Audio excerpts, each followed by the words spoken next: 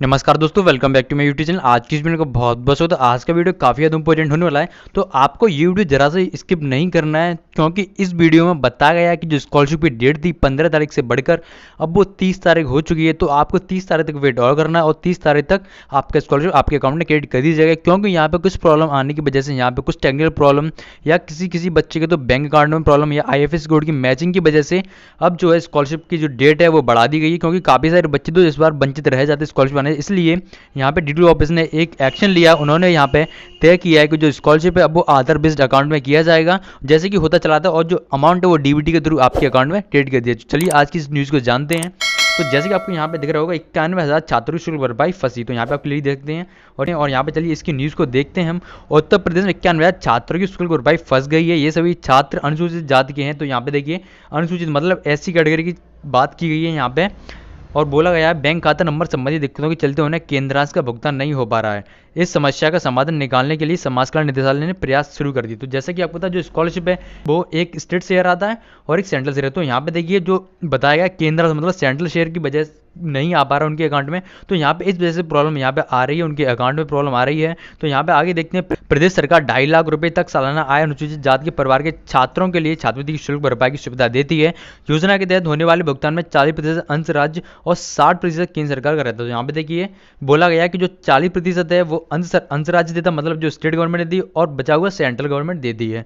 और यहाँ पे आगे देखिए पिछले वित्त वर्ष में 91 छात्रों के खातों में राज्य का हिस्सा जो चला गया, लेकिन केंद्रीय नहीं जा पाता। तो यहाँ पे देखिए सेंट्रल जो आपका सेंट्रल शेयर होता है वो आपके अकाउंट में नहीं जा पा रहा है, क्योंकि वहाँ पे उनके बैंक अकाउंट में प्रॉब्लम आ रही है। उनके IFSC कोड या कोई ना कोई प्रॉब्लम हो सकती है, टेक्निकल प्रॉब्लम, इस वजह से उनके अकाउंट में जो अमाउंट है नहीं जा पा रहा है। तो यहाँ पे देखिए एक एक्शन लिया गया कि जो पेमेंट हो आधार बेस्ड अकाउंट में। ये न्यूज़ हम आगे देखते हैं। बताते हैं कि राज्य सरकार ने अपना हिस्सा आधार से लिंक बैंक अकाउंट में भेजा है। इसमें आधार नंबर के साथ जो बैंक अकाउंट जुड़ा है उसी में आसानी से राशि चली जाएगी। तो यहाँ पे जैसा कि मैंने बताया था जो अब पेमेंट हो गए वो DBT के थ्रू होंगे, डायरेक्ट बेनिफिट ट्रांसफर, जो कि सीधे आपके आधार बेस्ड अकाउंट में होता है। और यहाँ पे कोई ना कोई तो तरीका हो सकता है इसको सॉल्व करने का। तो यहाँ पे देखिए उन्होंने तरीका चूज किया कि आधार बेस्ड अकाउंट में पेमेंट जाएगा। तो इसलिए मैं आपसे कह रहा हूँ कि आप अपना आधार कार्ड है बैंक में फुली अपडेट करा लीजिए, और इससे कि आपका कोई भी प्रॉब्लम ना हो स्कॉलरशिप आने में। वहीं केंद्र सरकार ने उस बैंक खाते में राशि भेजी जो खाता संख्या विद्यार्थी ने ऑनलाइन आवेदन में दी थी। इन खातों में तमाम तरह की दिक्कतें, तो जैसा कि आपको आपने जब स्कॉलरशिप का फॉर्म भरा था तो उसमें है ना जो अकाउंट मांगा था, तो उसमें कुछ ना कुछ प्रॉब्लम आ रही है। तो इस वजह से यहाँ पे देखिए बोला गया कि 91,000 छात्रों की छात्रवृत्ति फंस गई है। तो उन्होंने अब डिसाइड किया जो भी पेमेंट होगा वो आधार बेस्ड अकाउंट में भेजा जाएगा। इन खातों में तमाम तरह की दिक्कत आ रही है, कहीं IFSC कोड सही नहीं है तो कहीं खाते का संचालन नहीं बंद है। तो यहाँ पे देखिए क्लियरली बोल दिया गया है तमाम छात्रों के खाते नंबर भी गलत हैं बताए जा रहे हैं। नतीजा इन छात्रों के खाते में राशि नहीं जा पाई। इन छात्रों को कुल 200 करोड़ रुपए का भुगतान होना है। तो यहाँ पे देखिए 200 करोड़ रुपए का जो बजट है वो आ चुका है। तो यहाँ पे उनके अकाउंट में प्रॉब्लम आ रही, तो अब जो अकाउंट में जो क्रेडिट किया जाएगा अमाउंट वो अब आधार बेस्ड पेमेंट होगा। तो यहाँ पे बोला गया है समाज कल्याण विभाग का कहना है कि केंद्र सरकार ने भुगतान की अंतिम तिथि बढ़ाकर 30 मई कर दी थी। तो यहाँ पे जैसा कि मैंने आपको अपनी पिछली वीडियो में बताया था कि यहाँ पे जो न्यूज़ आई थी कि जो आपका जो अपकमिंग नेक्स्ट 15 मई आ रही है उसमें आपका स्कॉलरशिप का अमाउंट क्रेडिट कर दिया जाएगा।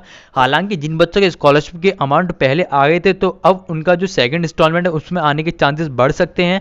तो यहाँ पे 15 तारीख बताई गई है यहाँ पे, तो आपको 15 तारीख से वेट ना करके अब आपको 30 तारीख को वेट और करना है। और मैं आपको बताता चलूँ कि जो 16 तारीख के बाद या 15 तारीख के बाद भी कुछ ना कुछ बच्चों का स्कॉलरशिप का अमाउंट उनके अकाउंट में क्रेडिट कर दिया जाएगा। और आगे की न्यूज़ को हम देखते हैं। यहाँ पे बोला गया है इन छात्रों का भुगतान आधार बैंक में करने के लिए केंद्र सरकार ने अधिकारियों से बात की जा रही है। जल्दी कोई ना कोई समाधान निकालने की उम्मीद है ताकि इन छात्रों को आर्थिक दिक्कतों का सामना न करने पड़े, वे अपनी पढ़ाई को सुचारू रूप से जारी कर सकें। तो यहाँ पे देखिए बिल्कुल क्लियरली साफ साफ बोल दिया है कि जो बच्चे हैं वो अपने इस बार अगर पेमेंट नहीं आया तो वो अपनी पढ़ाई से वंचित रह जाएंगे, और जो स्कॉलरशिप है वो उनको 100% दिया जाएगा। इसीलिए यहाँ पे देखिए एक नई ट्रिक निकाली गई कि जो अब अकाउंट वो आपके अकाउंट में ट्रांसफर हो वो आधार बेस्ड अकाउंट हो। इसलिए मैं आपसे बार बार कह रहा हूँ कि आप अपना जो आधार कार्ड है वो बैंक अकाउंट में बहुत फुली अपडेटेड करा लें, जिससे कि आपकी स्कॉलरशिप आने में कोई भी प्रॉब्लम ना हो। तो मैं यहाँ पे देखिए आपको दिखा दूँ, यहाँ पे जिन बच्चों के स्कॉलरशिप का स्टेटस ऐसा शो हो रहा है यहाँ पे उनकी बात की गई है। तो यहाँ पे मैं आपको बताता हूँ अगर आपका स्कॉलरशिप का स्टेटस ऐसा शो हो रहा है तो उनका स्कॉलरशिप अमाउंट पहले क्रेडिट क्रेडिट किया जाएगा।